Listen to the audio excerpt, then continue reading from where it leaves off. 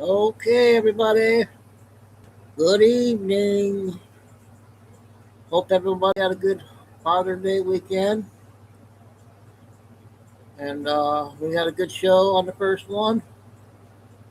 We'll have another good one tonight. And we're down to the 22nd of June.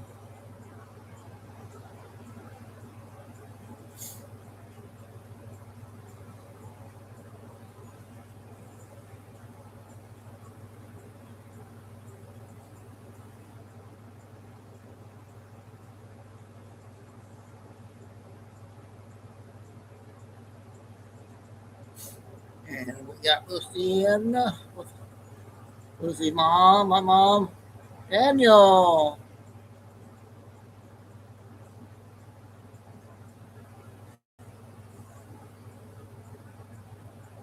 Yep, sure did go one by fast. Well, when you're staying busy, fun goes by quick today. Talk to Kay, Flying Eagle. She's okay. She hopefully she'll be in.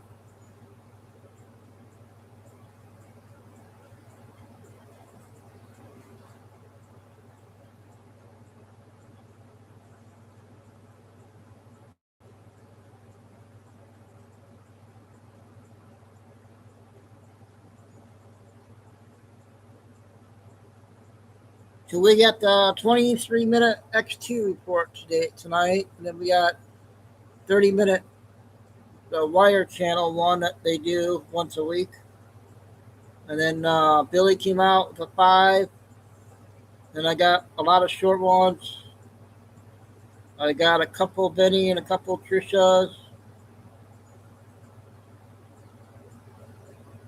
and a couple new. I got a lot of new ones, short ones. A lot of new short.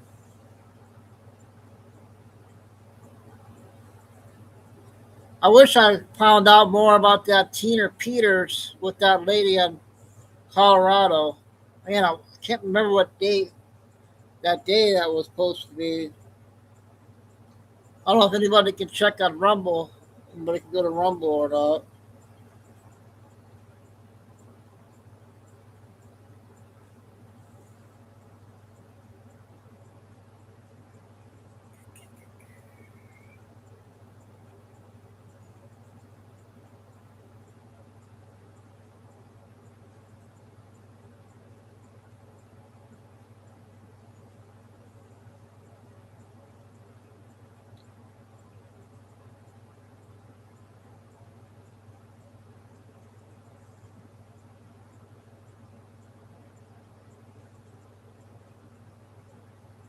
Mel has a live stream, but it's not Q&A. So I don't know what she's talking about for tonight.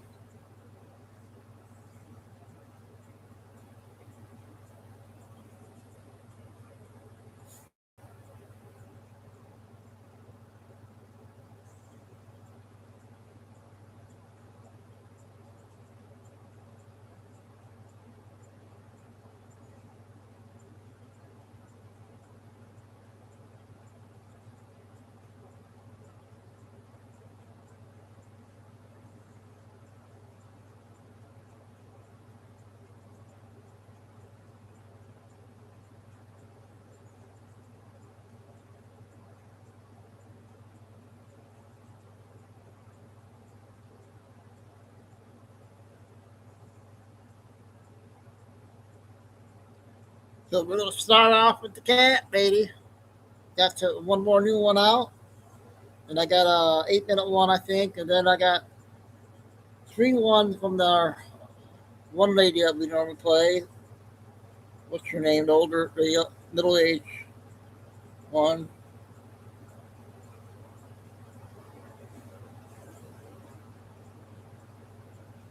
Oh, we got Q also.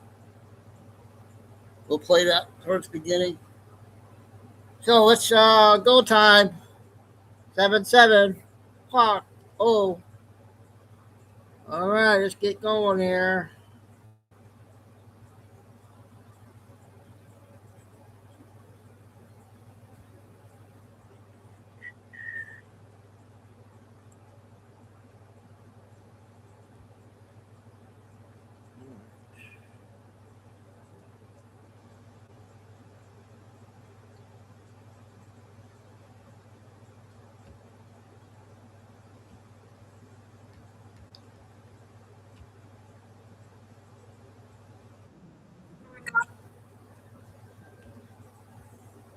did.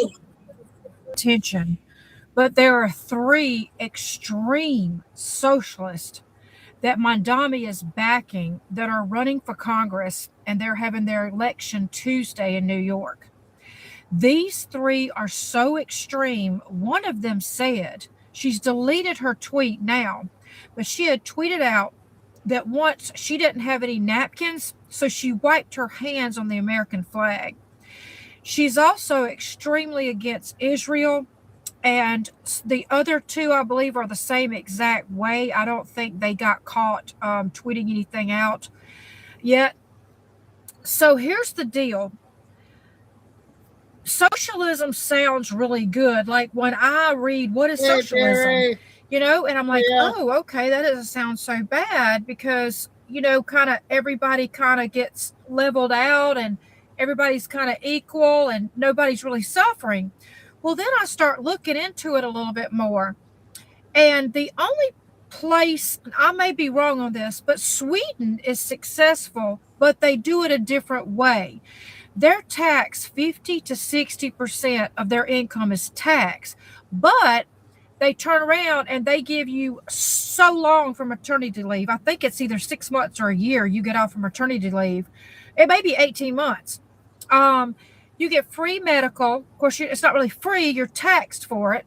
Think about that for a minute. And you get free education. You You go to also, college, but you're taxed for that. So it's free. You see what I'm saying? Like, it's free, but they taxed you 50%. That is Sweden's version of socialism. Venezuela is one example of what happens when someone comes out and says, I'm for the Sweden type of socialism. I'm just dumbing it down because I'm a dummy. Then they get into the office and they go full blown, let me run your business. I'm taking over your rental property and the government owns your ass. Okay. Hugo Chavez did that. Russia did it.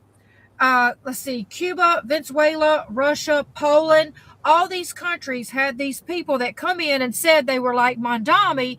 They're going to be a good socialism, okay? But then once they got in office, the second they got in the office, it was all about government control.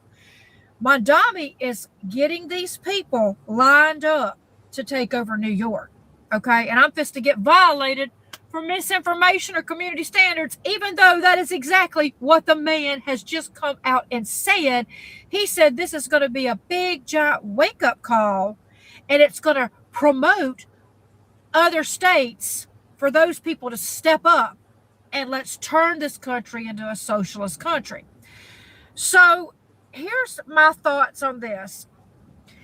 In the end of times, you have to have the mark of the beast to eat. Now, we have debated that. We don't know if it's a stamp. We don't know if it's a, a something you wear on your head or armband. We're not real sure about that. But in that kind of socialism, like Venezuela had, you do what the government says, or you don't eat, and you don't drive, and you don't get a driver license, and you don't work. So I want you guys to just think about that for a minute. If this happens, along with the countries turning against Israel, along with the thing that's going on in Iran, how can you say that the Bible is inaccurate? Everything's in it. And I'm not preaching because I'm not saved. Okay, I'm not a Christian. But I have sense enough to see what's going on and I'm trying to change. But this is really extremely scary, guys. The United States is being taken over by the left. What are we going to do? Nothing. We're going to sit back and we're going to let it happen and we're going to get on here and we're going to bitch and talk about it. But that's all we're going to do because we don't have the balls that our ancestors did in 1776. They got all the balls and we have nothing because we're gender neutral, right? That's the only thing I can think of. Okay, guys, there's your doom and gloom for the day. That's an important one there, what she said. Okay, I got the Mayan video.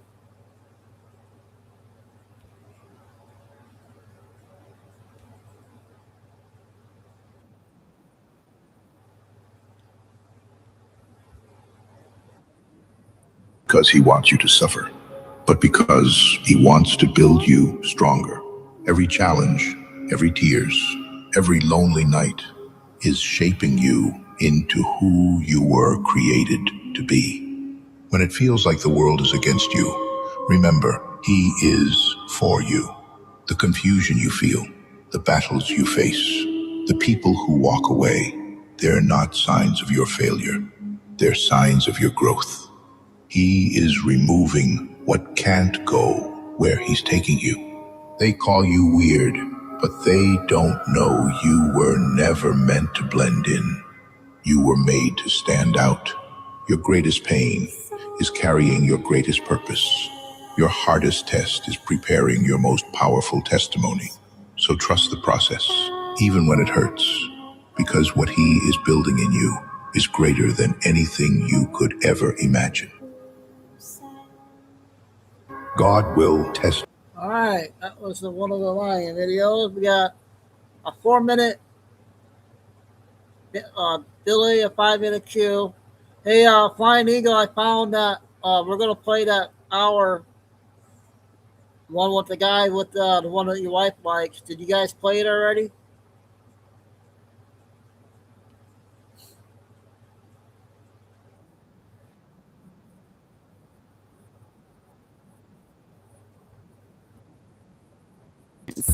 Click the.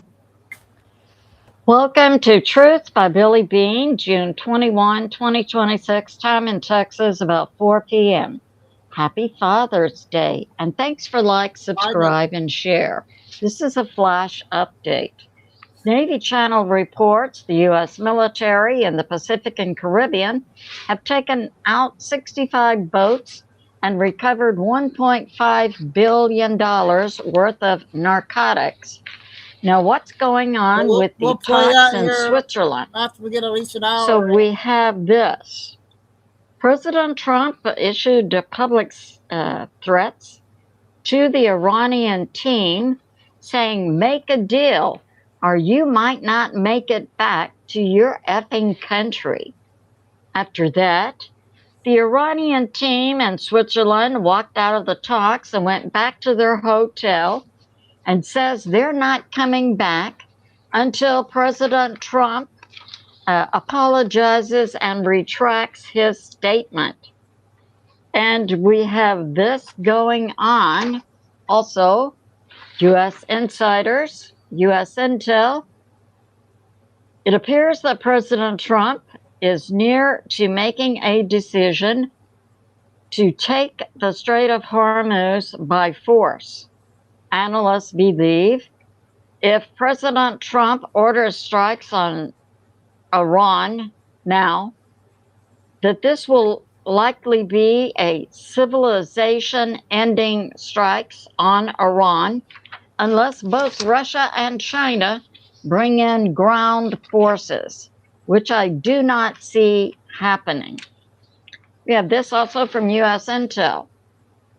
Dmitry Medvedev, current deputy chairman of Russia's Federation Council, has made a public statement that due to the hits that Ukraine has been making on the oil and gas industry in Russia, that Russia will likely make a decision to stop using the Geneva Rules of Engagement, and then that would change the way in which they hit. U.S. intel, we have also Russia putting out statements about Riva Sic Standibus. That's a Latin term meaning circumstances have changed. It is a legal doctrine. So Russia is changing their rules of engagement, saying they'll no longer use the Geneva rules. And so I guess anything goes now by Russia. We have this today from Military Summary that Ukraine has hit inside Crimea in the Kerch area, striking oil tanks with drones. Some of the drones were taken down by Russia. But Ukraine's drone technique seems to be to send in hundreds of drones at one time, which will overwhelm air defense systems. And we have this also today. Russia then dropped 12 bombs near the entrances of Zaporizhzhia bridges. They're not striking the bridges directly. They're just closing off any entrances so you can't get on the bridge. And Russia now controls, with their ground troops, Kupiansk, and they're now moving in several directions to take Nikolaev. This concludes my flash update. I love you, and I'll see you soon. Okay, I want to play a 9-minute one before we get the 5-minute cue.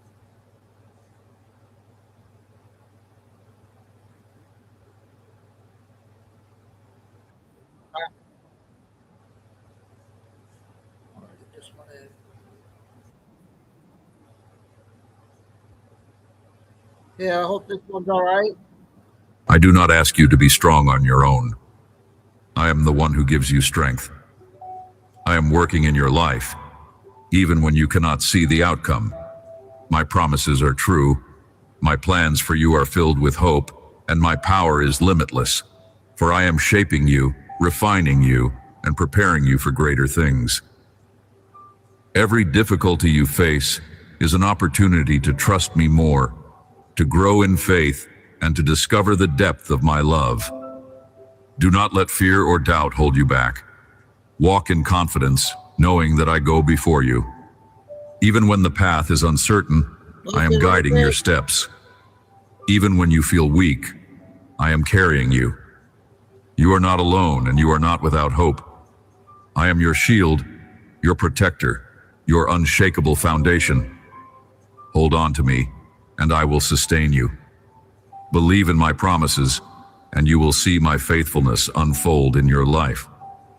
Today, I invite you to be brave, with all your heart, and know that I am leading you toward victory.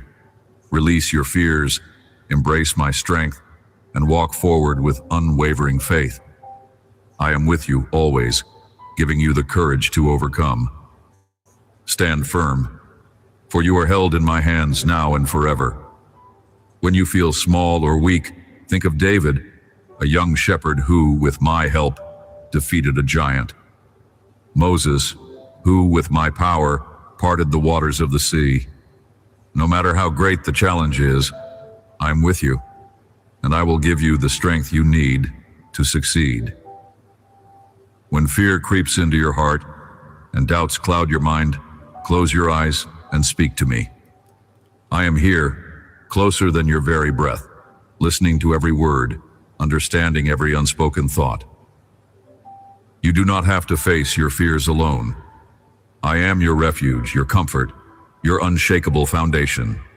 Bring me your worries, your uncertainties, your questions. I am ready to carry them for you. Let my presence calm the storm inside you. Thanks, Michael. Rest in my embrace. In the stillness, when you turn your heart toward me, you will feel my peace washing over you. I am not distant or unreachable. I am near, always ready to hear your voice. When life feels overwhelming, take a moment to seek me. Speak to me in the quiet of your soul, and I will fill you with my strength. Let my love replace your fear. Let my promises take the place of your doubts.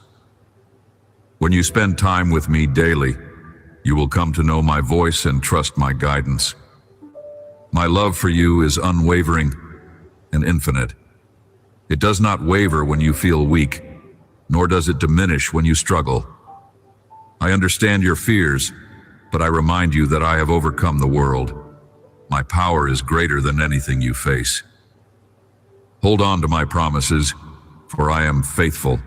You may not always understand my ways, but I am leading you toward a future filled with hope and purpose, for I am working even when you cannot see it. You are not a mistake, not forgotten, not insignificant. You are deeply known and cherished by me. Even on days when you feel unworthy, when doubt creeps in, when the world makes you question your worth, I see you, and I delight in you. Rest in my embrace. Let go of the lies that try to tell you that you are not enough. I made you in my image, fearfully and wonderfully. No flaw, no failure, no weakness can change the love I have for you. When you seek me daily, you will begin to see yourself through my eyes. You will understand that your value is not determined by the opinions of others, by your accomplishments, or by your past.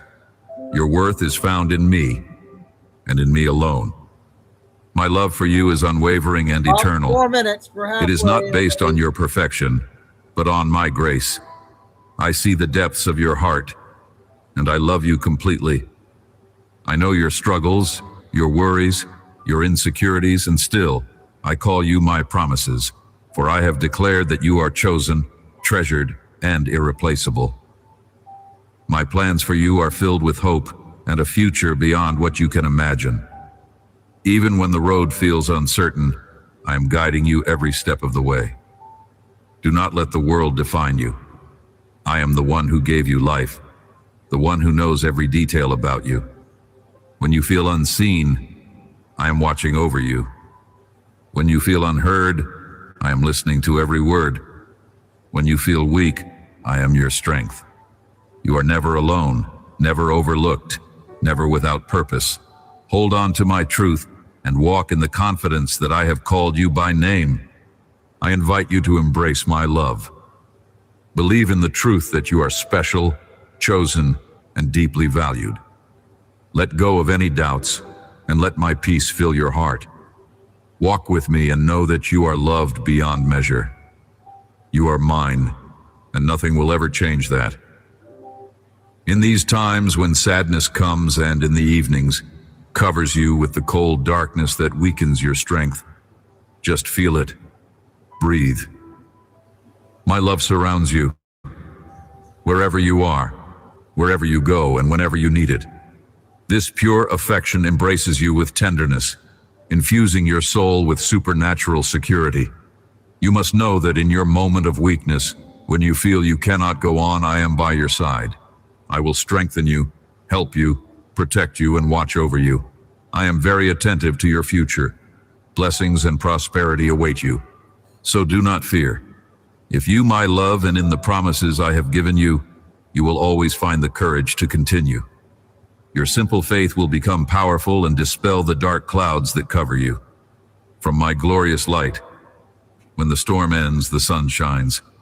And just as the sky is illuminated and your conflicts dissipate, your life will be filled with supernatural hues and unexpected miracles. Keep your faith, for I have wonderful plans so grand that you cannot comprehend them today. Strive and be brave, for I will never move away. I will keep fighting, turning your challenges into courage and joy. Believe in me. My word is firm and alive. When you hear it, it fills you with peace and wisdom. No matter how big or small your problems are, face them with faith. Your trust is the key that infuses you with my power. And even if things do not go as you want, keep trusting, for I am working to make everything turn out well. Everything I have promised you, I will fulfill. Wait with patience for the seed that has been sown in the land of your blessing to sprout. Soon, the miracles I am working on your behalf will come to light. Whenever you seek refuge in me, you will be safe. I, your heavenly Father, will take care of you. Do not fear the darkness or the dangers you may encounter, for I will be with you day and night, in light or in darkness. Evil will flee, and no one can touch you. Do not fear the worries of the day or the fears of the night. I will be there to care for you, and it will always be so. I want the best for you. Rest peacefully, knowing that my love and protection are unbreakable. Amen. Amen. How was that, you guys?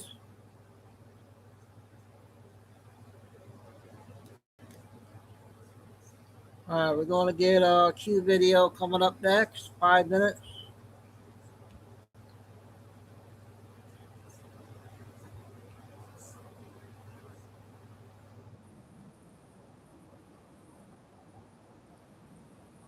Thanks, Jose.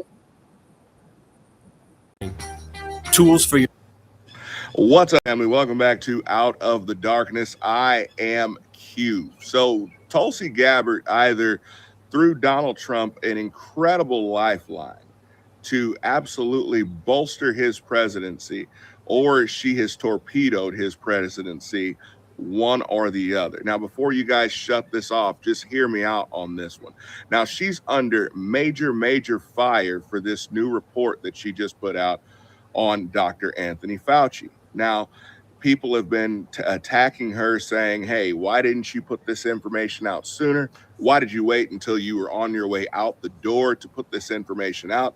Either way, the information is out there. In addition to that, we kind of knew a lot of this information, but she actually blew me away. As much as I consider myself be on top of most of these things, there were things that came out in this report that I was not expecting. So getting into this, so she brought the report forth, which she proved that Dr. Fauci had been funding gain-of-function research all over the country, which all over the world.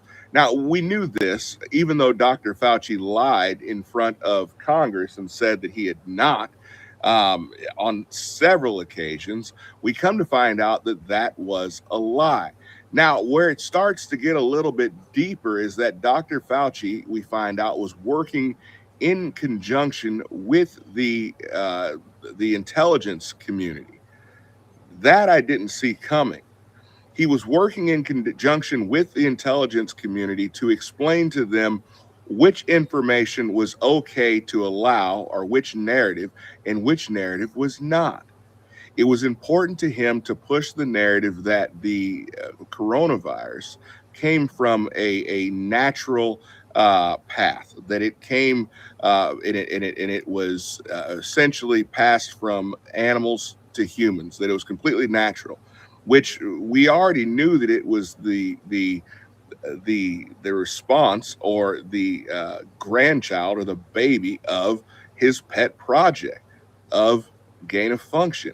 And so not only did he use American taxpayers' money to completely change our country, he also colluded with the federal government and the intelligence agencies to get them to push propaganda, to lie to the American people, and to attempt to make us all believe, which he didn't, but many people did, believe that this was just a natural phenomenon. And went so far as to try to blame Donald Trump and blame climate change for it. This is crazy.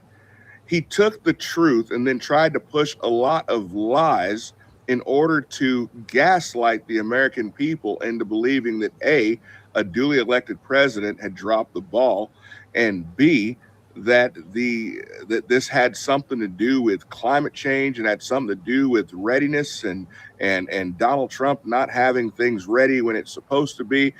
Meanwhile, he was protecting pharmaceutical companies that were looking to sell trillions of dollars worth of vaccines that were on the ready. All of these things came out in this report a couple of days ago. I've been combing through it tirelessly. Now, with all that being said, when I get back to Donald Trump, there's no question at this point. Donald Trump's legacy really and truly hangs in the balance. Don't cut me off. I'm just simply saying Fauci needs to be prosecuted. There's no way that someone can single-handedly be allowed to hold the entire country hostage and it be allowed to stand. This was treason, and it should be treated as such. And the last I checked, no pardon in the world would stand up against treason. And he needs to be tried with treason. To use the American intelligence agencies to run propaganda campaigns against the American people. People were fired from their jobs. People were kicked off of social media. Families were torn apart. Children were ripped out of school, all because this man lied and used the intelligence community to back him up. he needs to go to prison. Yep. Comment below. Let me know what you guys think. All right, I'll see you have a good guys one. next time. Be blessed. I'm through there. I got a 9-minute one.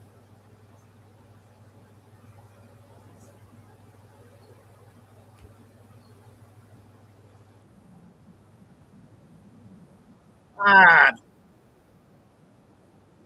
Why does that do that every time?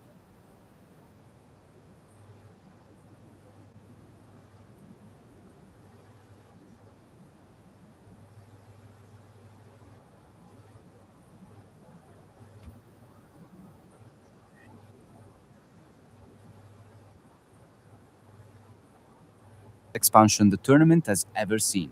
And most people are in a mix now. What will actually happen? Oh. Hang on a second. I got to redo that.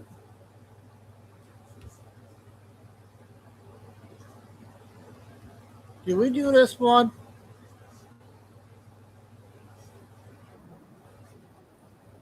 I can't remember on this one, you guys. That is not a small change. That is the biggest structural expansion the tournament has ever seen. And most people are in a mix now. What will actually happen and how the tournament will work out? That is the biggest question. Let me finally explain. The Football World Cup 2026 runs from June 11th to July 19th. It is hosted across 3 countries, the United States, Canada, and Mexico. 16 cities, 3 time zones, 104 matches, I don't remember this 39 one. days. No World Cup has ever looked like this before. It opens on June 11th at Estadio Azteca in Mexico City. That stadium has hosted World Cup 1970 and 1986. In 2026, it will become the only venue in history to host the opening match of 3 different World Cups. That alone is worth paying attention to. Now, let me ask you a question. From where are you watching? What content do you want to watch? Answer it in the comments. We will reply to all the comments, and finally, subscribe to us. Let's dive in. The tournament format. This is where everything starts, and where most people get confused. In every World Cup from 1998 through 2022, 32 teams competed. That number is now gone. 48 teams qualify. They are divided into 12 groups of 4 teams each. Every team plays 3 group stage matches. The top 2 from each group advance automatically. That gives you 24 teams through. Then the 2 best third-place finishers from across all 12 groups also advance, bringing the round of 32 to exactly 32 teams. That is a new round. It has never existed before. In previous tournaments, teams went from the group stage directly into the round of 16. Now there is an extra knockout match standing between the group stage and the last 16. One more game. One more chance to be eliminated. One more chance to make history. Some of the most dramatic moments in World Cup history have come from teams facing elimination for the first time. Think of South Korea reaching the semifinals in 2002. Think of Senegal in the same year. The round of 32 means more of those stories are possible now because more nations are on the stage. Thanks, Monaco. The host cities. 16 cities across 3 countries makes this the most geographically spread tournament in World Cup history. In the United States, matches will be held in New York and New Jersey, Los Angeles, Dallas, San Francisco, Seattle, Atlanta, Boston, Kansas City, Miami, and Philadelphia. In Canada, Toronto and Vancouver. In Mexico, Mexico City, Guadalajara, and Monterrey. The final is at MetLife Stadium in East Rutherford, New Jersey. Capacity: over 82,500 people. It sits just outside New York City, the largest media market in the world. The final is on July 19th. The logistics of moving a 48-team tournament across 3 countries and 16 cities is unlike anything football has managed before. Some group stage games will be played in cities that are a 6-hour flight apart. The scheduling alone is an operation of a scale the sport has never attempted. Blur video? Even on your 4K screen? Here's One a good click one. and TubeHance sets the highest quality. Always. Hit Add to Chrome and get TubeHance for free. Crystal clear. The defending champion, Argentina, will arrive in 2026 carrying the weight of what happened in Qatar. In December 2022, Argentina beat France in what many describe as the greatest World Cup final ever played. It finished 3-3 after extra time. Argentina won on penalties. Lionel Messi, in his 5th and final World Cup, lifted the trophy at last. He had won everything else in football. The World Cup was the one missing piece. At 35 years old, he finally got it. Defending the World Cup title is one of the hardest things in football. Brazil won back-to-back in 1958 and 1962. Italy won in 1934 and 1938. Since then, no team has successfully defended the title in over 60 years. France tried in 2022, Italy tried in 2010, Germany tried in 2018, and were eliminated in the group stage. Argentina will carry that history into every match they play. Whether Messi is part of the squad remains to be seen. But the crest on the shirt carries the expectation of an entire nation. Some of the greatest squads to defend a World Cup title include Brazil in 1958 and 1962, led by a teenage Pelé who became the tournament's defining figure, and Italy in the 1930s, built around the tactical genius of coach Vittorio Pozzo. More recently, France in 2022 came closer than any modern team to repeating, driven by Kylian Mbappé, whose hat trick in the final was one of the greatest individual performances the game has ever seen. The new nations. One of the most important things the expanded format does is create a space for countries that have never been to a World Cup before. In 2026, 4 nations will make their World Cup debut. Cape Verde, the island nation off the coast of West Africa. Curaçao, a small Caribbean island with a population of roughly 150,000 people. Jordan, representing the Middle East in a tournament hosted partly in North America. And Uzbekistan, from Central Asia, bringing a footballing culture that most of the world has never had the chance to see. For these nations, the World Cup is not just a sporting event. It is the moment an entire country's football history changes. Every player who steps onto that pitch becomes part of something permanent. The score does not matter, the result does not matter. The fact that they are there, that is the part that lasts forever. Some of the greatest debut stories in World Cup history include the United States in 1950, who shocked England in one of the biggest upsets ever recorded, and Senegal in 2002, who beat defending champions France in their very first match. More recently, Iceland became the smallest nation ever to qualify, holding Argentina to a draw in their opening game and becoming a story the whole world followed. How teams qualify? Getting to the World Cup is its own competition, and for most nations, it is the hardest part. Each continental confederation is allocated a set number of spots. UEFA, the European Confederation, gets the largest allocation, 16 places. CONMEBOL South America gets 6. CAF Africa gets 9, up from 5 in previous tournaments. AFC Asia gets 8, also increased. CONCACAF, which covers North and Central America and the Caribbean, gets 6 places plus the 3 automatic host spots for the USA, Canada, and Mexico. The qualification process takes years. Some nations play over 20 matches across multiple rounds just to secure a single spot. For a team like Saudi Arabia or Morocco, who performed at the highest level in 2022, qualification is only the beginning. The real work starts the moment you land at the tournament. The World Cup match itself. Every match follows the same structure regardless of the round. 90 minutes of football. If the score is level at the end of 90 minutes during the knockout rounds, the match goes to 30 minutes of extra time, 2 15-minute periods. If the score is still level after extra time, decided by a penalty shootout, 5 kicks each, then sudden death if still tied. The penalty shootout is the most psychologically extreme moment in team sport. There is nothing else like it. 1 player, 1 goalkeeper, 12 yards, the entire tournament on the line. Some of the greatest penalty shootout performances in World Cup history include Italy in 2006, who converted all their kicks to beat France in the final, and Germany, who have historically been one of the most composed nations in shootout situations.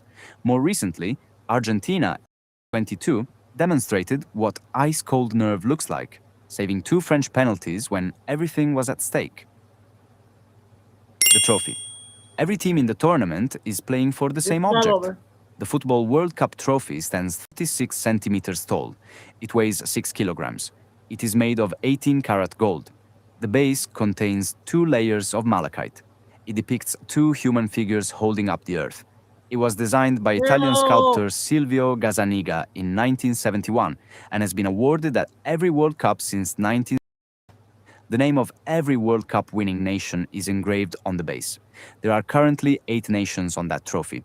Brazil with 5 wins, Germany and Italy with 4 each, Argentina with 3, France and Uruguay with 2 each, England and Spain with 1 each. In 2026, a 9th nation could be engraved for the first time, or one of the 8 could add their name again.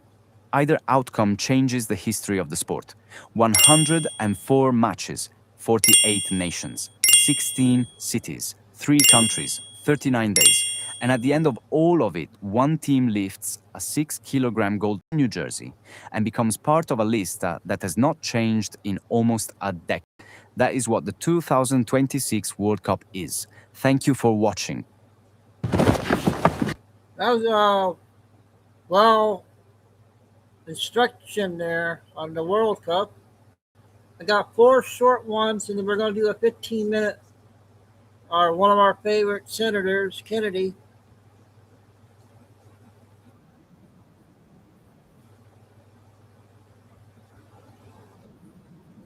Falling from the sky just over there. The whole thing now caught on video. Then I look up here to the sky, I see something falling down, so I pulled out my phone and I zoomed in, and it was right about there. Colleen McCormick was out by her hot tub around 9 Wednesday night when she says she saw something strange and unfamiliar up above. I see something falling down from the sky. It had blinking lights and looked like it was on fire or something. And it was just coming down really fast. I had no idea what it could have been. McCormick captured this 8-second video from her backyard showing an unidentified object headed straight down. There's 3 things, so it looks like it's fire or a big light. Expecting to hear a loud boom of some sort, she ran to the front of her home to hopefully capture the landing. And my heart was pounding because I just looked up. I'm oh God, what is about to happen right now? But McCormick says the blinking object quickly vanished from her view. It seemed like it was coming down so fast. It was just it knows what it's doing. It just goes like that. I don't know. It's weird. With having never seen something like it before, McCormick's mind went racing. I thought it was some explosive. I don't know. Hopefully I'm not the only one that saw this. I'm not going crazy. I didn't see things, but I got it on video, so I'm I did definitely see something. She saw a strangely shaped and unfamiliar object falling from the sky just over there. The whole thing now caught on video. That was big news there.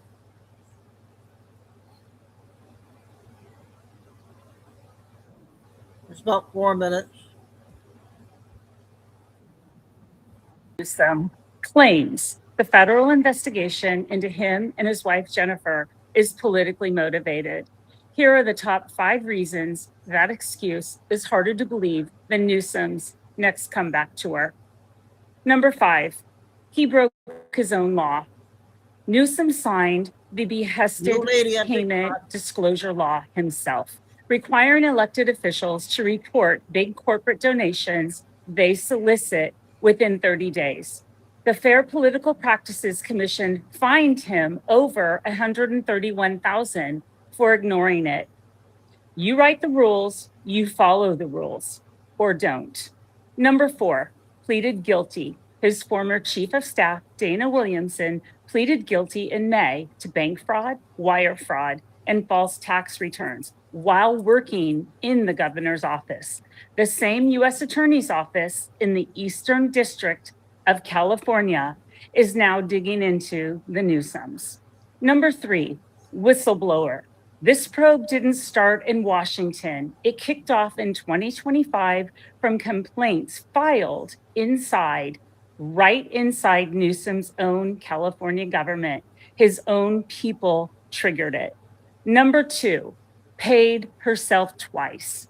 Jennifer's nonprofit, the Representation Project, paid her $150,000 salary and then funneled over $161,000 in 1 year alone to her private production company, Girls Club Entertainment, which she owns, a nonprofit she controls, paying for a profit she controls, while paying herself.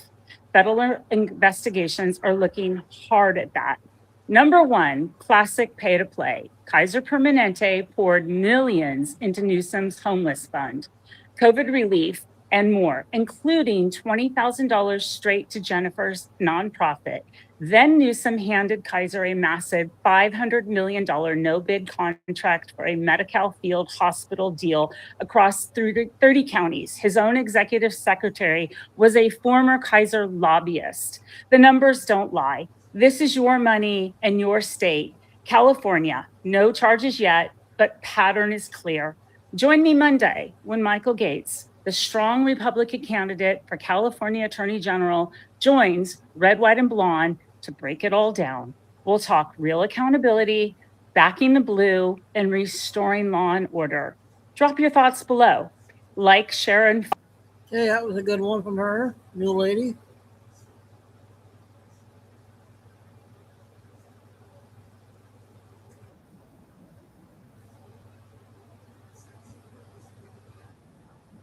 Monsters. They went there to prepare for missions to alien worlds. But during one deep-sea expedition, instruments began detecting something that should not have existed at all. Oxygen was appearing in complete darkness. No sunlight, no plants, no known source. And the deeper scientists looked beneath the ocean, the stranger everything became. For decades, the deepest parts of Earth's oceans were almost impossible to explore. The pressure alone destroys most machines.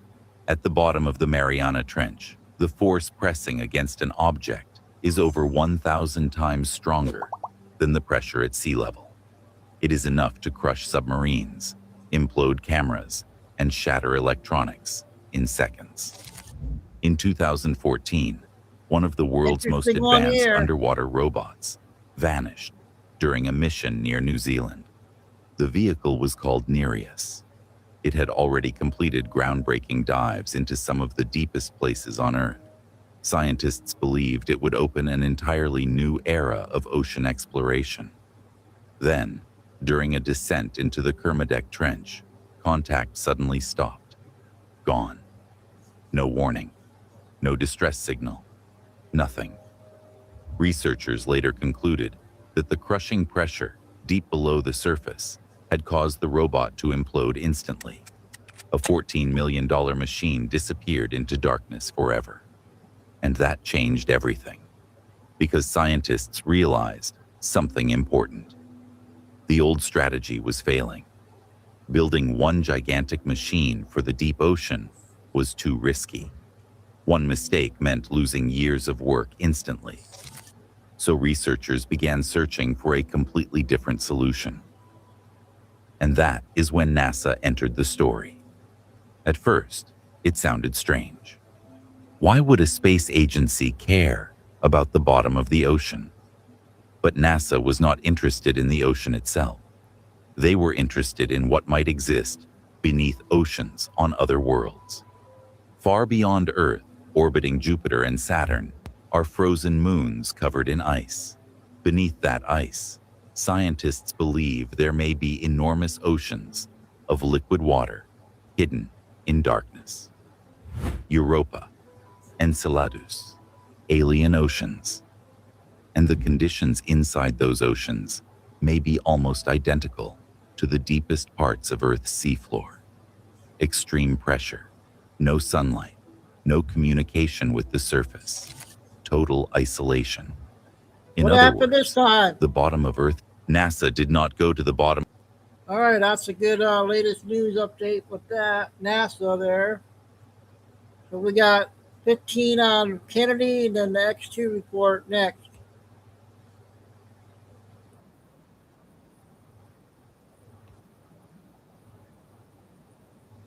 Watch how the volume jumps.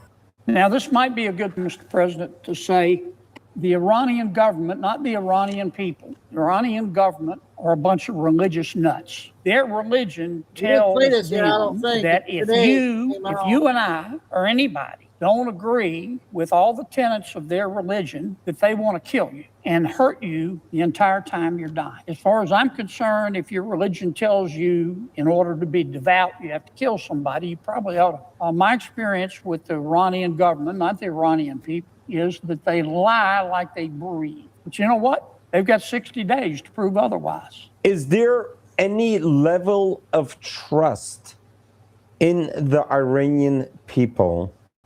Let's listen to Senator John Kennedy as he presents a case at hand in history of the trust level that we can have with the Iranians vis-a-vis this memo of understanding. Last night, Mr. President, I read the memorandum of understanding between the United States and Iran. I read it twice. And for what it's worth, here's my conclusion. I think we ought to give peace a chance. And that's all I'm saying today. You're entitled to your opinion, but all I'm saying today is I think we ought to give peace a chance. I've all week long, even before the memorandum came out, I've heard all the speculation about the agreement, the rank speculation.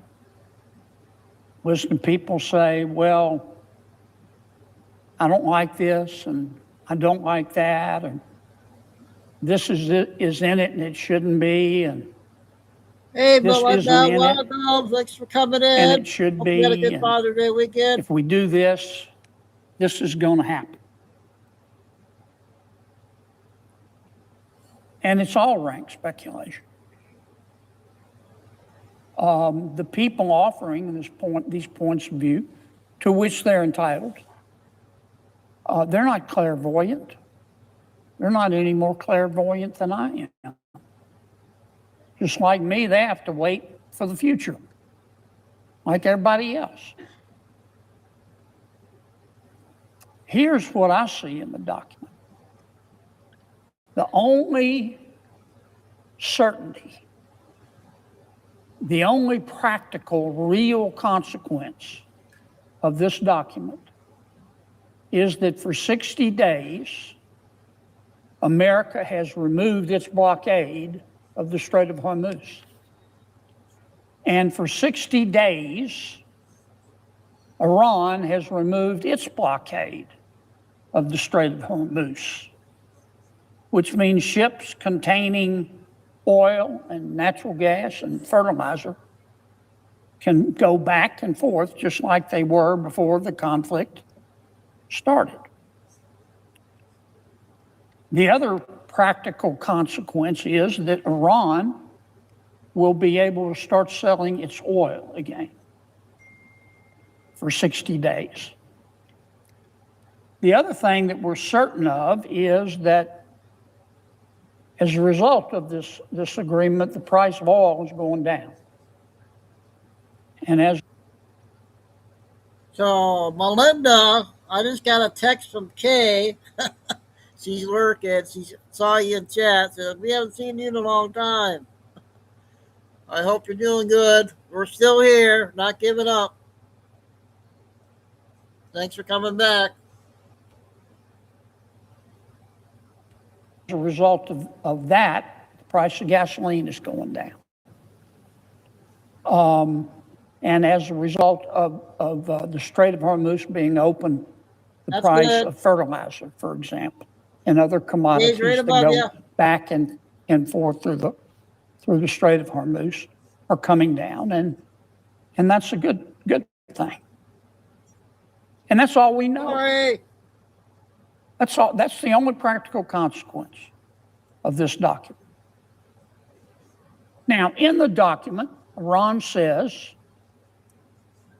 that it is willing to negotiate for 60 days to get rid of its fissile material that it can use to make a nuclear weapon, including but not limited to its centrifuges that it uses to enrich the uranium. 10 minutes. And in the document, Iran says, we're willing to renounce our desire to have a nuclear weapon. And in the document, Iran says for 60 days, we're willing to negotiate some sort of inspection protocol so that the world can go in and make sure that Iran is telling the truth. They've got 60 days to do it. Not 160, not a year.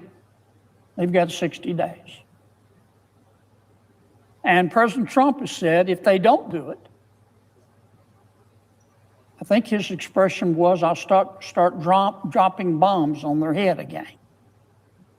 That's the other thing that we know. Now, this might be a good time, Mr. President, to say that as I've said all week, and as I've said in another context before, I trust the Iranian government like I trust gas station sushi. The Iranian government, not the Iranian people, the Iranian government are a bunch of religious nuts. Their religion tells them that if you and I or anybody don't agree with all the tenets of their religion, that they want to kill you and hurt you the entire time you're dying. As far as I'm concerned, if your religion tells you in order to be devout, you have to kill somebody, you probably ought to get another religion. My experience with the Iranian government, not the Iranian people, is that they lie like they breathe. They lie like fish swim. They learned to lie before they learned to talk. But you know what? They've got 60 days to prove otherwise. 60 days, not 160, not a year. They've got 60 days to prove otherwise. And if they don't prove it, the bombing is going to start again. I heard President Trump say it last night. Biggest Dallas, right there on television. They got 60 days. And if they don't do it, if they're jacking me around, I'm going to start bombing again.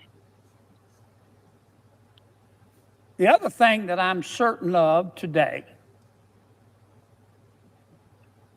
is that Iran is immeasurably weaker than it was a year ago, than it was before the United States and Israel bombed their nuclear facilities last June, and before the conflict that we've watched transpire over the last couple of months. Immeasurably weaker. There are whole swaths of Iran that look like the aftermath of a bar brawl. There are entire regions in Iran that look like something out of Mad Max 4.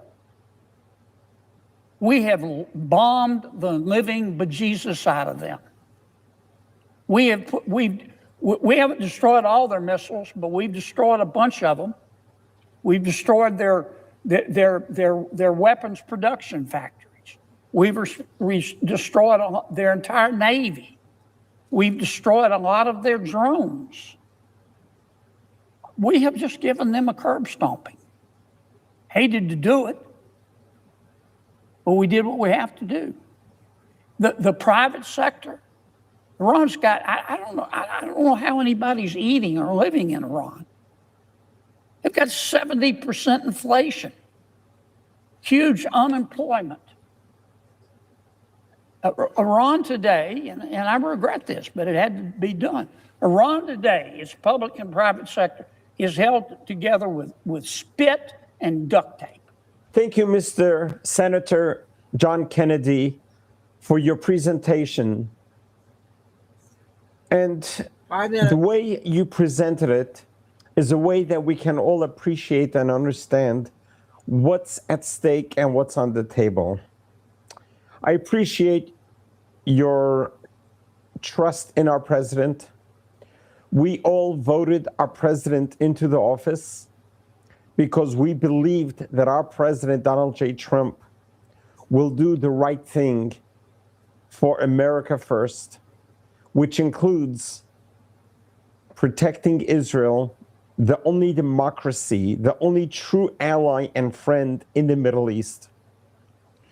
And to be there not only to protect them, but to assist Israel in fighting the war for the world. The world does not realize that the last 77 years that Israel has been reestablishing itself on the land of Israel, that is their ancestral right from the beginning. This is the Jewish homeland.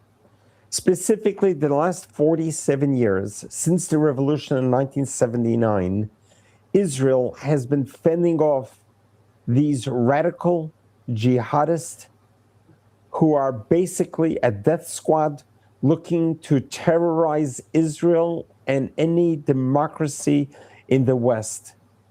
And Israel has been fighting the war for the world, unquestionably, undoubtedly.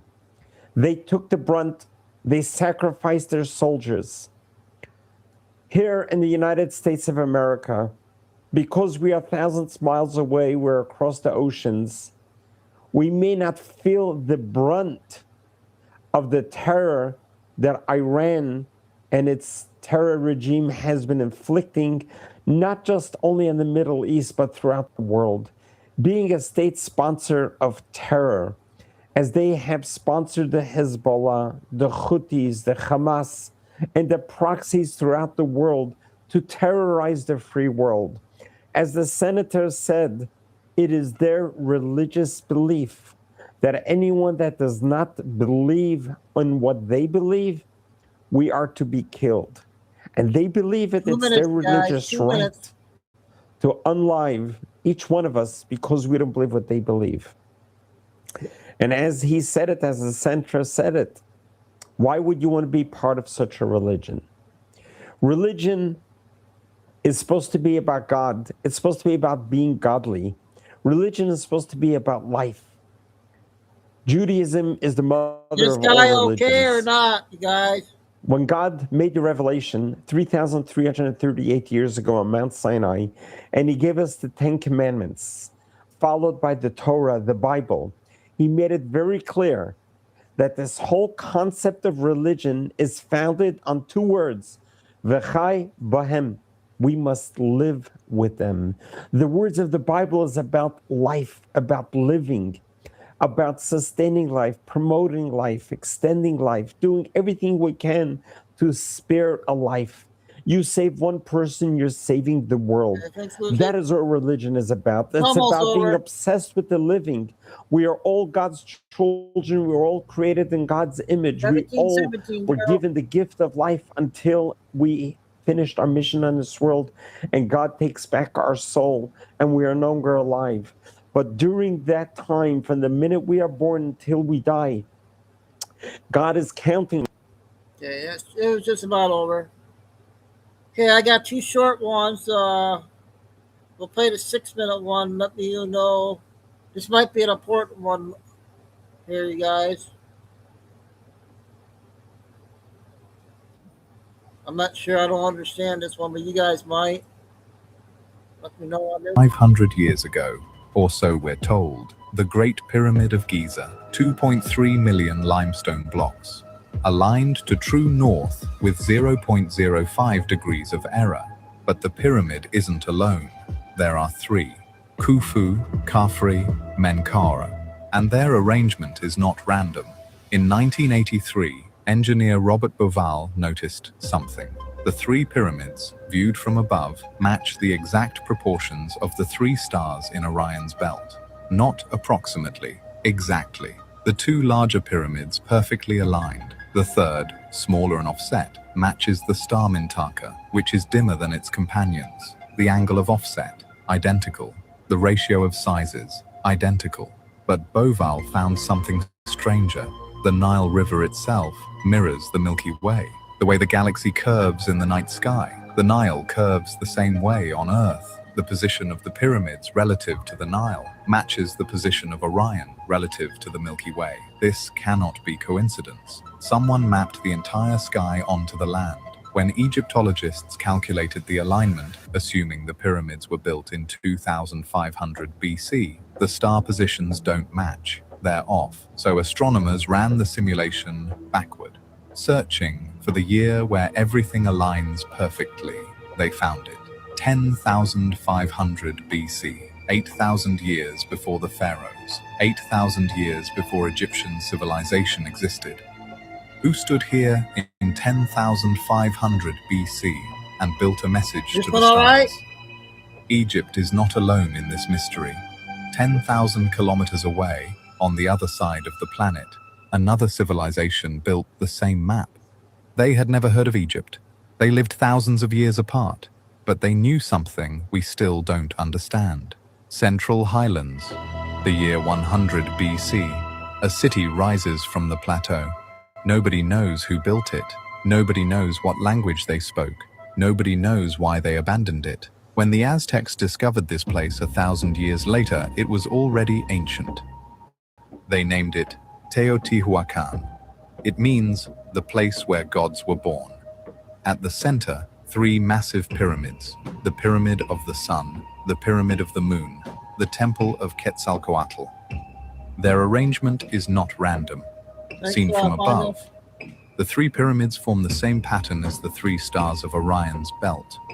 The proportions, the spacing, the offset angle, identical to the pyramids of Giza, 10,000 kilometers away, separated by 2,000 years. No contact, no communication, the same map. Running through the city, a wide ceremonial road, 2.5 kilometers long. The locals called it the Avenue of the Dead.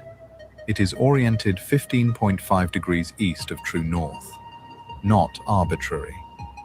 This angle aligns precisely with the point where the Pleiades star cluster sets on the horizon. On one specific day each year, a day that marks the beginning of the Mesoamerican calendar, modern surveys revealed something deeper. The ratios between the 3 pyramids follow the exact mathematical constant we call the golden ratio, the same ratio found in the Great Pyramid of Giza, the same ratio used in ancient Greek temples centuries later. A civilization with no written mathematics encoded one of the most profound mathematical relationships in the universe into the stones of their city. How? 2 civilizations, 2 continents, the same stars, the same mathematics, the same date. But there is a third site, older than both, and what it reveals changes everything. Cambodia, deep in the jungle, 12th century, the largest religious monument ever constructed, Angkor Wat, 4 times larger than Vatican City, built in just 37 years. But the real mystery is not how they built it. The real mystery is what it points to. Every major temple in the Angkor complex faces east, except Angkor Wat. It faces west. For over a century, archaeologists called it an anomaly, until someone looked at the stars. Angkor Wat is oriented to capture the sunrise on the spring equinox, when the sun aligns perfectly with its central tower. But that is not the strange part. In 1996, researchers mapping the Angkor Temple complex from the air noticed something. The temples are not scattered randomly. They form a precise pattern when overlaid with a star map. The temples match the constellation Draco, not vaguely, with mathematical precision, and the star positions they match don't correspond to the 12th century when Angkor Wat was built. They correspond to 10,500 BC, 3 sites, 3 continents, all encoding the same date. Egypt, Orion's belt in 10,500 BC. Mexico, Pleiades in 10,500 BC. Cambodia, Draco in 10,500 BC. When astronomers combined all three star maps, they discovered something none of them expected. All three constellations, as they appeared in 10,500 BC, form a perfect triangle in the sky, and the three monuments on Earth form the same triangle on the ground. Ancient civilizations, we are told, never met each other. Separated by oceans, separated by thousands of years, all built the same map, all pointing at the same three constellations, all encoding the same moment in time, a moment 8,000 years before any of them existed.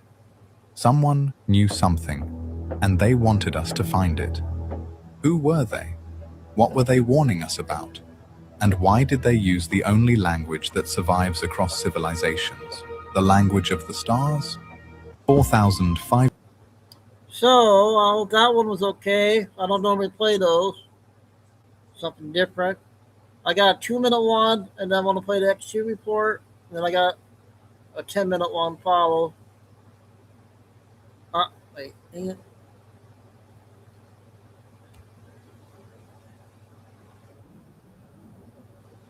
This might be a new one here. I'm not sure. I think it is. In April 2026, Northrop Grumman released a public rendering of the aircraft it has been quietly designing for the US Navy. The image showed something that did not look like any carrier fighter the world had ever seen. There were no vertical tails. The air intakes sat dorsally on top of the fuselage, not under the wings where every fighter intake has lived for the past 60 years, but mounted high behind the cockpit in the same configuration the B-2 and the B-21 stealth bombers use. The nose was unusually broad. The canopy was unusually large. The Navy had been describing the program in carefully measured language for years. The aircraft in the rendering was something else entirely. The real story isn't that the F/A-XX is being built. It's what they chose to put inside it.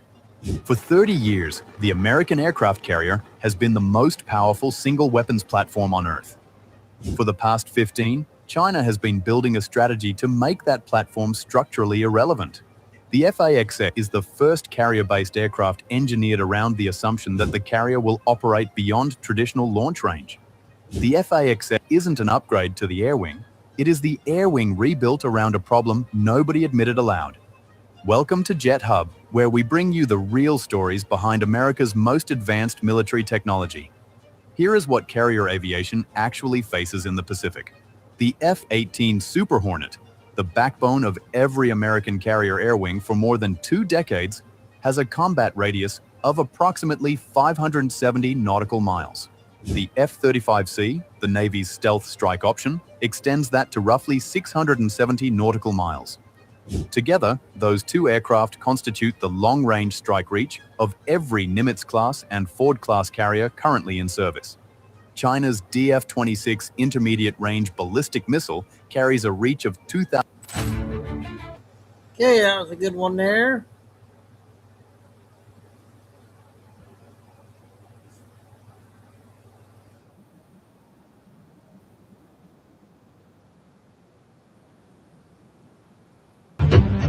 Only 1 minute.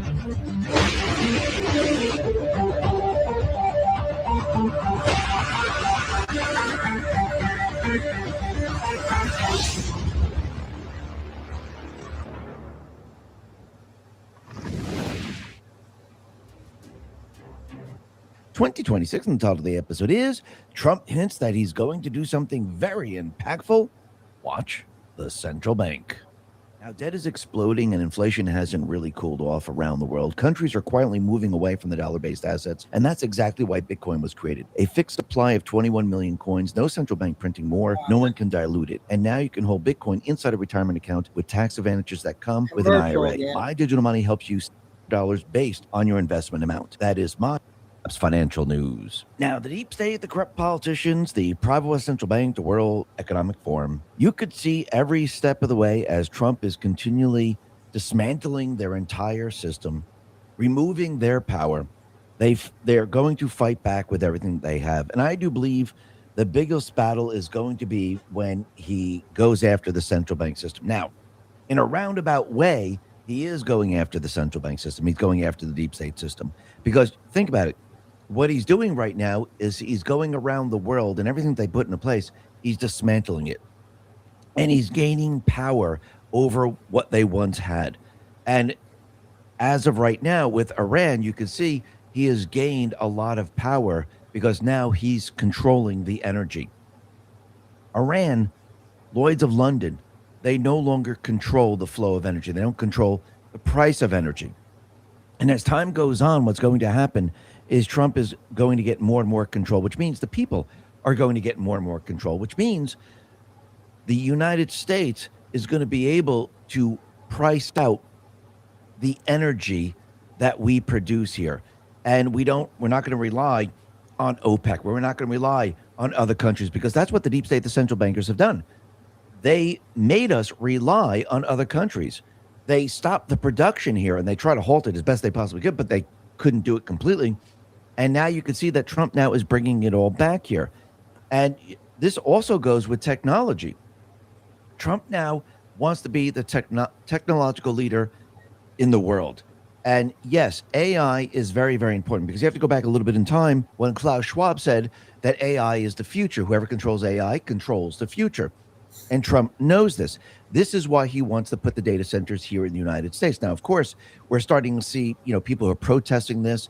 You're starting to see people push against this. And they're saying that, it's going to use up all the water. The energy prices are going to go through the roof because they're going to use up all the energy. And they're making all these different excuses. But you have to remember, why would all of a sudden would protests already, why would they push this? And why would this be a bad thing for the United States? Number one, Trump has already let everyone know that these data centers are going to be using their own energy. They're not going to be hooked to the grid, and they're going to have to actually produce their own energy. Are they going to use up all the water around the area? Absolutely not. But again, why would they be pushing something like this? Because again, the deep state, the central bankers, they know if Trump gets control of AI, gets control of all of it, they're screwed. Because again, whoever controls AI gets to train AI. So you can either have the central bank, the deep state players training AI in a completely different way that doesn't benefit the people, or you can have the United States control AI, which is going to teach AI the real history of what was really been going on. And this is huge when you really think about this. And what Data Republican actually found out is that this is not a grassroots movement at all. And this is what she says. The conservative protest against AI data center has an anti-ICE NGO organizer, a DSA member, Facebook money. Other than that, totally grassroots.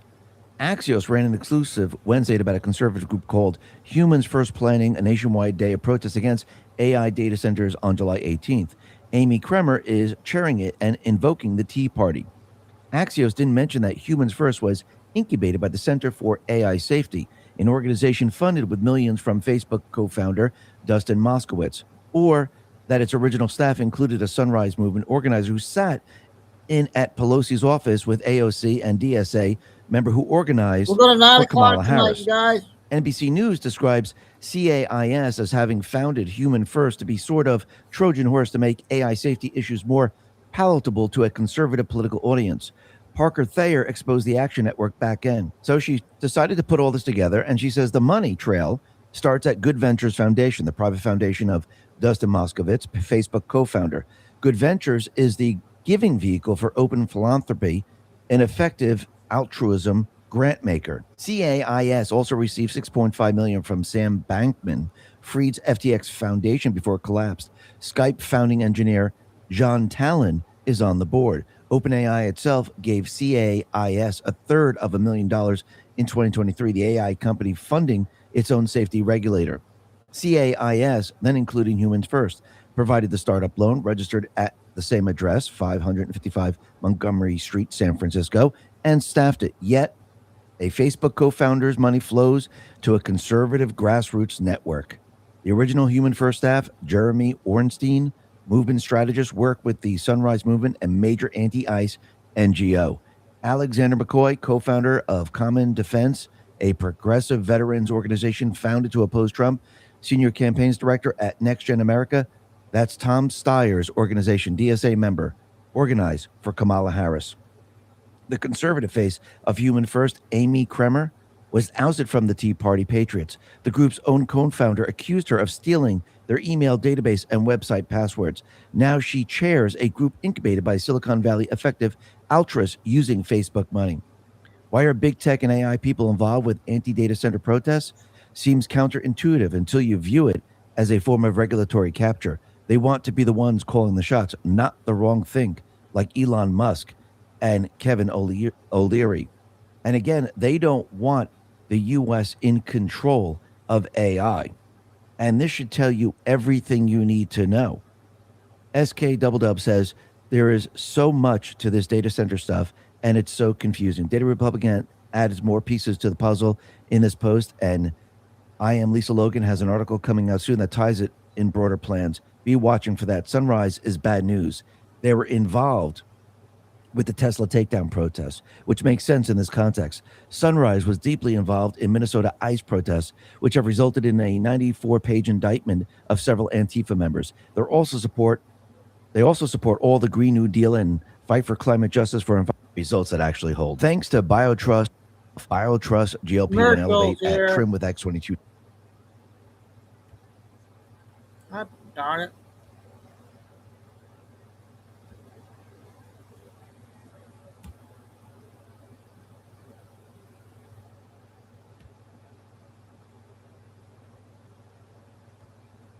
Ever work. And you could see it is working. Because think about what he's done right now. He has now removed, 352,000 federal jobs.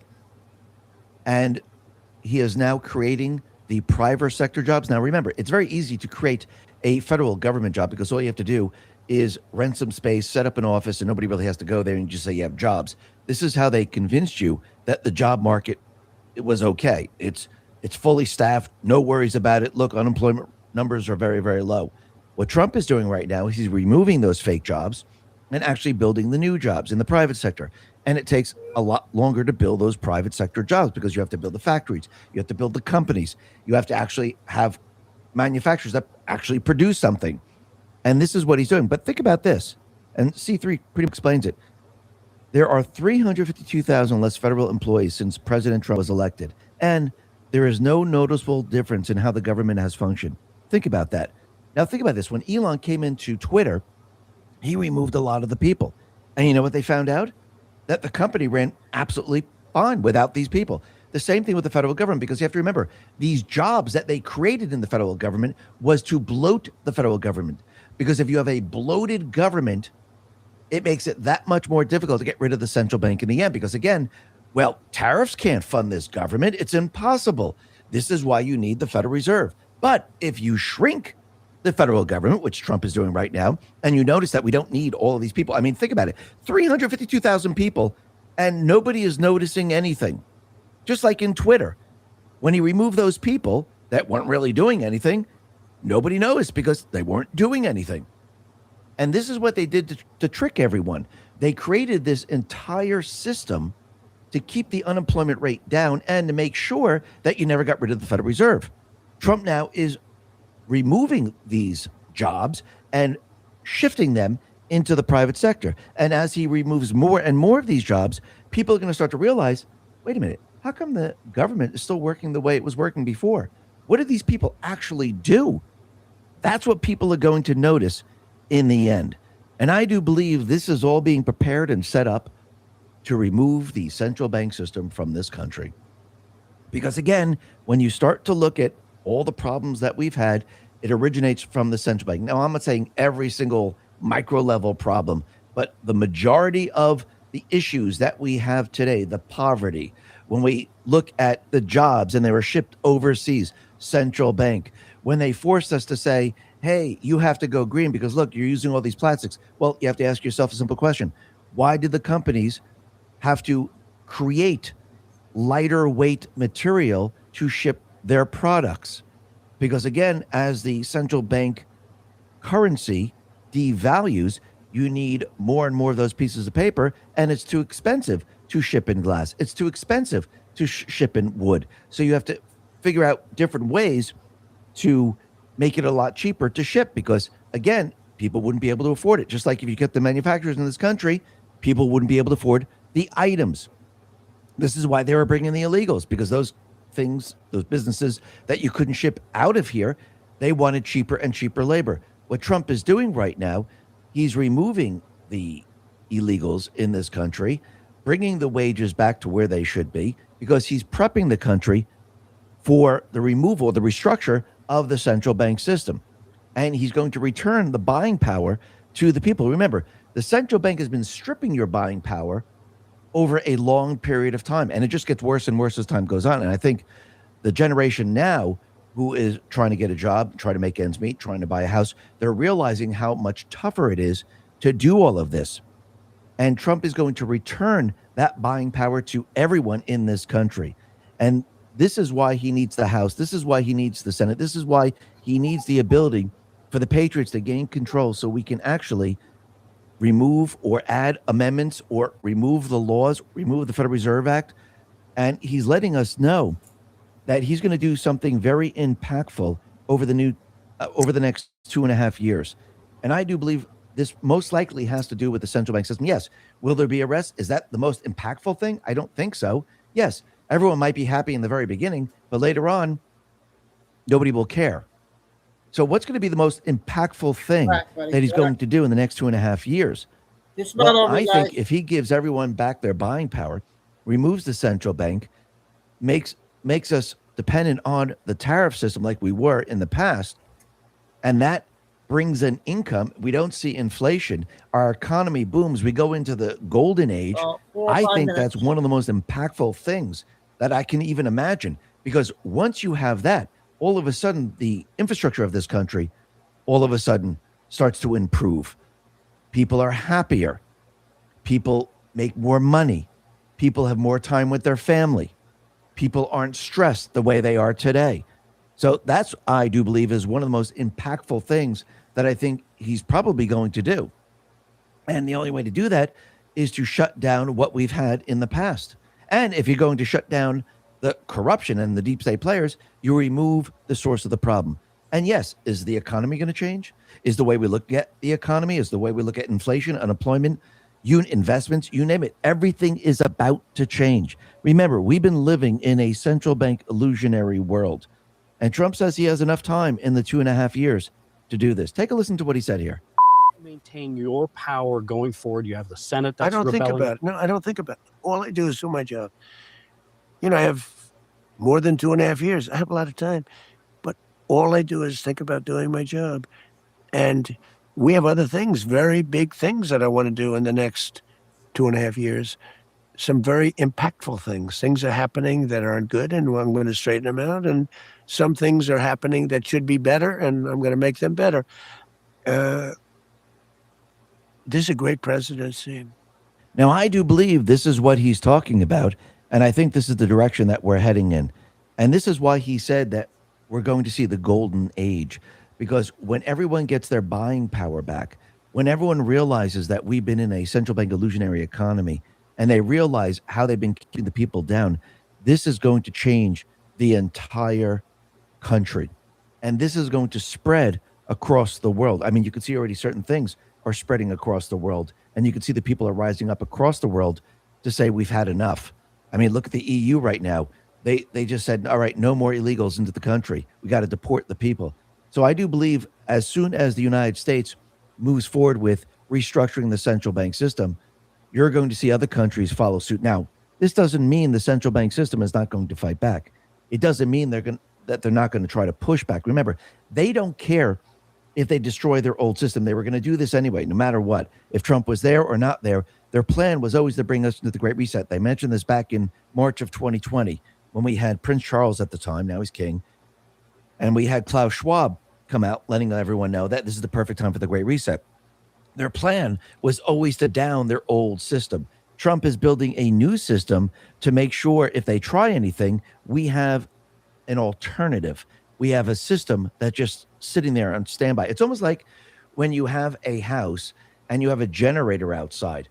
if there's a huge storm or a cyber attack or anything that should bring down your electric and you have no power, you have an alternative source of power. That is your generator that is outside your house. And then all of a sudden, everything comes back on.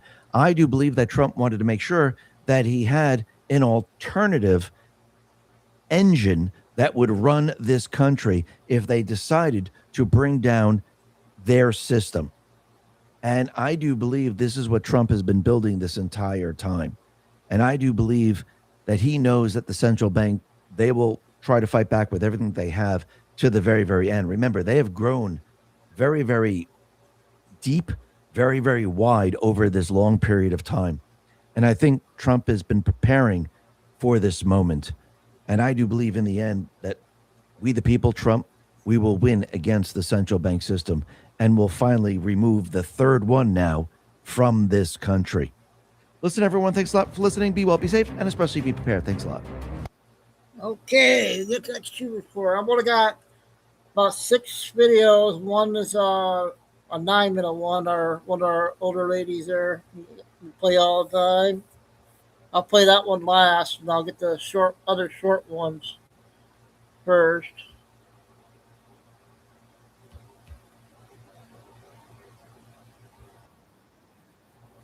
This one just came out 5 minutes. Good evening. You've felt the distance. You've lived the silence. You've waited and watched something slip away without ever fully understanding why. But tonight, we stop pretending it just happened. Because what you're standing in front of now is not absence. It's structure. It has shape. It has weight. It has purpose. And whether you see it or not, you've been living beside it for quite some time. The wall. Not made of concrete, not built with steel, but just as real, just as strong and far more dangerous, because you were never meant to notice it being built. It didn't start as a wall. It started as a line.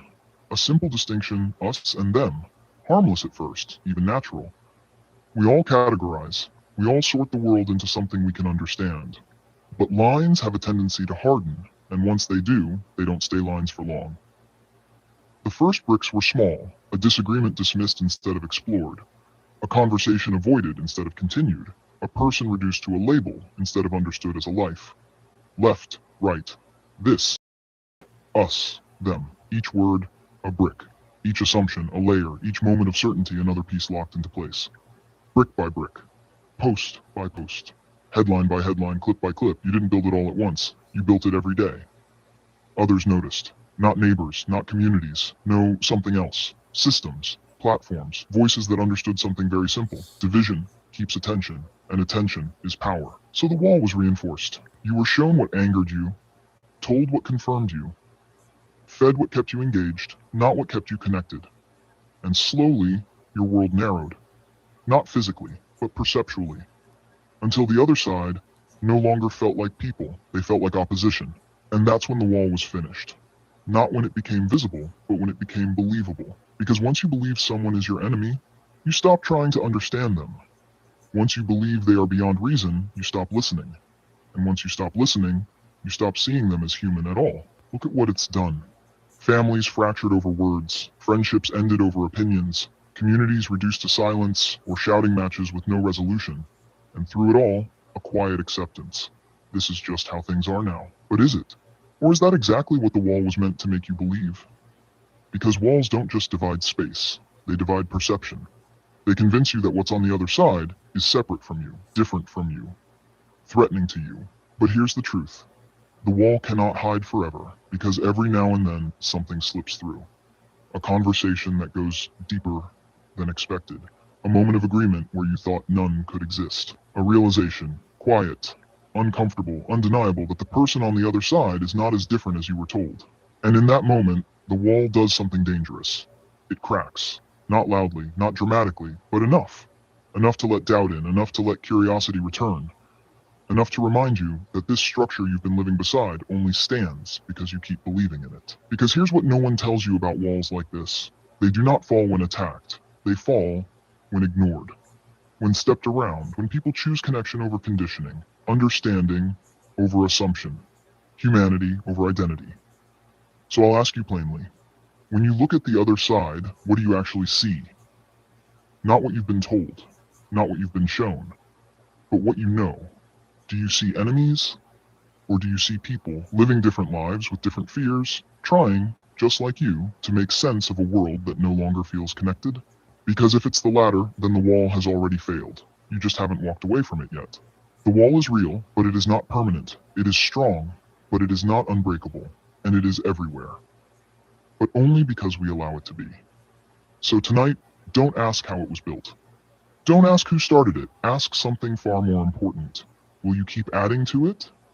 Or will you be the one who stops? Because the moment you choose to see past it, the moment you choose to speak across it, the moment you choose to reach instead of retreat is the moment the wall begins to fall. Not all at once, not for everyone, but for you. And sometimes, that's where change begins. Masks fade, but the echo of a free voice endures. It didn't rise overnight, but now it stands between us. Good evening. You've felt the distance. You've lived the silence. You've waited and... Okay, that one just came out, so we got two of the mask guy today.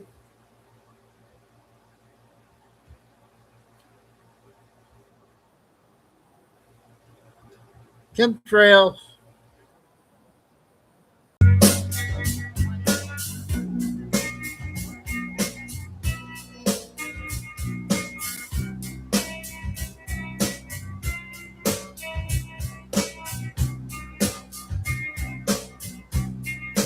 When you were here before, couldn't look you in the eye. You're just like an angel.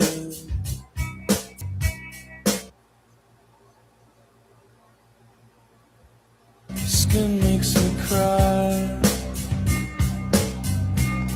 You float like a feather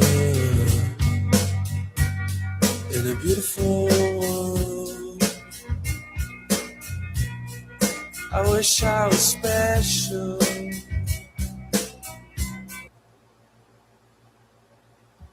You're so fucking special. But I'm a creep. I'm a widow. What the hell am I doing here? I don't belong here. Chemtrails. There. Our other lady on TikTok, 5 minutes. I'll play there in a couple days. Mayor and governor's race looked over. The headlines were written. The pundits had moved on. I checked out, enjoyed my vacation, and then I plugged back in. And probably like many of you, I was scratching my head and wondering, where have I seen this before? It's a familiar story. Election night says one thing. Days later, the scoreboard starts changing, and millions of Americans are left wondering whether they can trust what they're watching. Well, that frustration boiled over this weekend when President Trump abruptly ended an interview with NBC's Kristen Welker after a very heated exchange over our elections. I'll let you watch the moment and decide for yourself, but it speaks to a much bigger problem. This country is reaching a breaking point. Nearly half of Americans have lost confidence. The left, they constantly tell us Republicans are the threat to democracy. Yet what we're watching unfold in one of the bluest cities in America raises plenty of questions of its own. Hit that like button if you think voter ID is a must. Subscribe for the latest headlines and share with your friends and family. Let's start in Los Angeles. On election night, it looked like incumbent Mayor Karen Bass and Spencer Pratt were headed for a November runoff. Councilmember Nithya Raman was running a distant third. In fact, she believed the numbers were so insurmountable that she conceded the race, thanking her supporters and effectively ending her campaign. I've been a candidate for something as long as you can remember. And you've had to live through it with me. And you've been so patient through all of it. Thank you. Kanan Kaveri, I hope you know that everything every person in this room is fighting for in this campaign has been about building a city that's worthy of you and every child in this city. You go. Well, that concession speech didn't exactly age well. One minute you're thanking your supporters and telling your kids that you fought the good fight. The next minute, a fresh batch of ballots show up and suddenly you're back in the game. It's amazing what a few days and a whole lot of late mail-in ballots can do for a trailing candidate in a deep blue state. Now, here's where things stand right now. Karen Bass has 34.7% of the vote and has comfortably secured her place in the November runoff.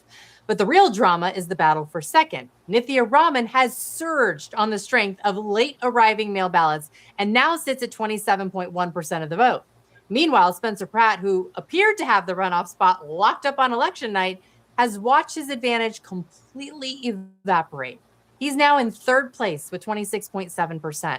And that trend line, it's been moving in one direction ever since those mail ballots started getting counted. We're going to have more on that and how that math works in just a second. But first, check out the California governor's race, where we actually went backwards in the percentage of ballots counted. Look at your screen right here. Initially, the official graphic shows 57.5% of the votes were in. Hours later, every major candidate had picked up hundreds of additional votes, but somehow the percentage reported as counted actually dropped to 54.4%. Now, election officials say the percentage dropped because they realized there were more mail ballots waiting to be counted than they originally thought. So the total got bigger, even though they were still adding votes to the tally. Most people might be able to understand that explanation. But what has become the bigger political story is what happens next. As more late mail ballots are counted, the margins keep changing. And according to election analysis, those ballots have been trending Democratic, which is why trailing candidates are hoping election officials continue to find more outstanding ballots. Watch this. The metric that I think is most interesting right now is not sort of the number of votes people are getting, but the number of total votes that are yet to be counted. I think the biggest question right now is how many votes are still outstanding? What is the overall turnout of this race? And what Tom Steyer and what Nithya Raman both want are a lot more votes because they know that these late mail votes are trending blue. So if they're going to catch up to either Steve Hilton or Javier Becerra or Spencer Pratt, respectively, they need a lot more, ballots to come in. And it seems like there is more ballots out there than was originally estimated. Did you catch that? Her focus isn't on who's winning today. It's on how many ballots are still out there, because in her words, late arriving mail ballots have been trending Democratic, which always seems to be the case. So in other words, if you're behind, your best hope is that election officials keep finding more ballots to count.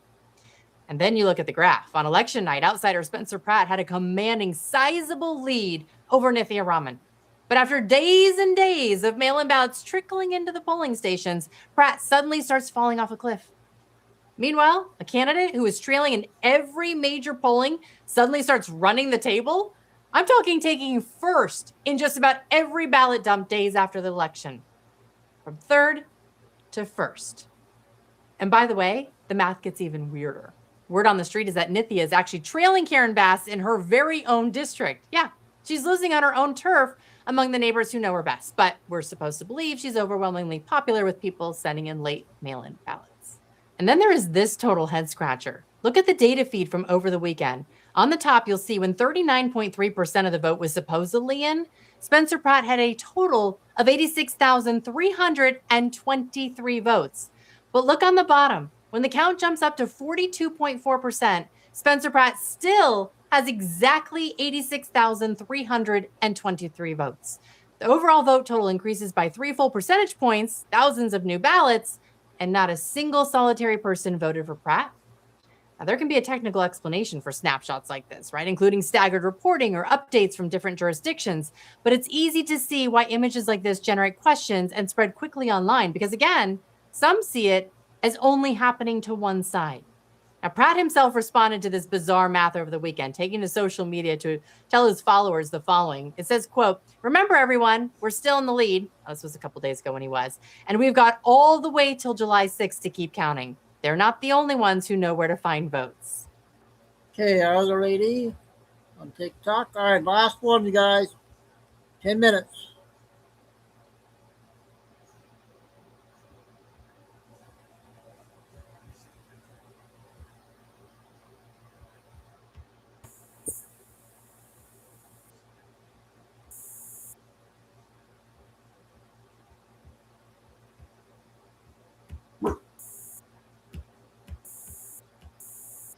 Well, I guess I can't play that one. Oh. Oh, I think we're gonna wrap it up, you guys. Oh, long day. A lot of good stuff out today again. So I hope everybody had a good weekend, and we're counting down to the 4th of July here. 4th of July is coming quick.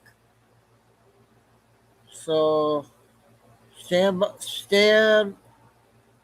by for anything big coming our way. And hope everyone have a good Father's Day weekend. And back to Monday. Thanks, Mods. Kay, Carol, Tim, Lucy, Marty go. Good to see you, Melinda. I don't have a set time anymore. I just come on when I come on. No set time. So I try to get 2 shows in each day, but if I overdo myself, I have to do one day. So a lot of good stuff today. A lot of God bless everybody. Love all. Remember, please hit like, stay safe, stay strong, keep the faith, and never give up. Signing off on this 21st of June, Father's Day. Chico dude, and we'll see you sometime tomorrow.